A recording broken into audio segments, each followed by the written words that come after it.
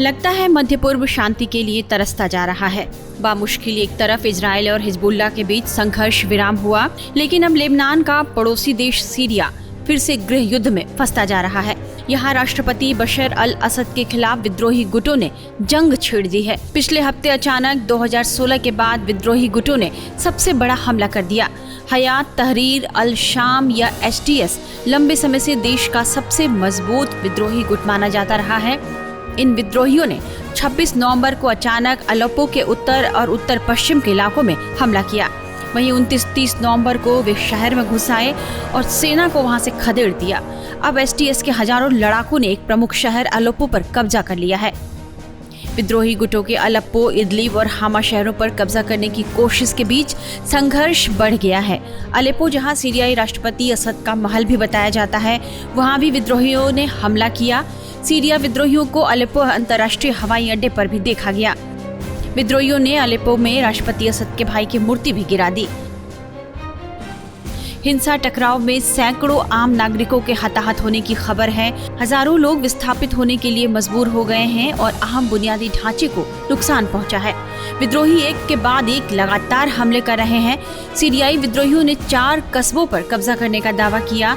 हालांकि सरकारी बलों ने कुछ क्षेत्रों को विद्रोहियों से मुक्त करा लिया है। 3 दिसंबर को हमा के उत्तरी ग्रामीण इलाके में विद्रोहियों ने जब तैयबत अल इमाम गांव पर कब्जा कर लिया, तो उसके बाद सुरक्षा बलों ने हवाई हमला किया, जिसके बाद धुआं उठता हुआ देखा गया। सीरिया के इदलिब शहरों पर भी विद्रोहियों ने कब्जा जमा लिया है। सीरियाई राष्ट्रपति असद ने विद्रोहियों के हमले के लिए अमेरिका और अन्य पश्चिमी देशों को दोषी ठहराया है। वहीं बशर की सरकार को बचाने और विद्रोहियों को खदेड़ने के लिए रूस और ईरान ने मदद का हाथ बढ़ाया है। दोनों देशों ने सीरिया को हथियार भेजे हैं। इसके साथ ही विद्रोहियों पर बम हमले भी शुरू हो गए हैं।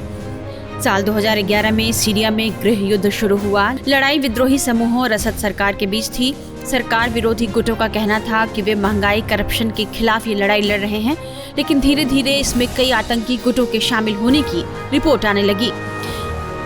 यह 2016 के बाद पहली बार है जब अलेप्पो शहर का नियंत्रण सरकार से छिन गया है। 8 साल पहले रूस और ईरान समर्थित सैन्य बलों ने अलेप्पो के पूर्वी जिलों पर कब्जा करने वाले विद्रोहियों को खदेड़ दिया था। विद्रोहियों ने अब फिर अलेप्पो के दक्षिण पश्चिम क्षेत्रों में अपना नियंत्रण कर लिया है और हमा प्रांत के इलाकों पर भी कब्जा कर लिया है। सीरिया में हालिया उथल-पुथल से राष्ट्रपति बशर अल असद की सत्ता फिर से खतरे में है।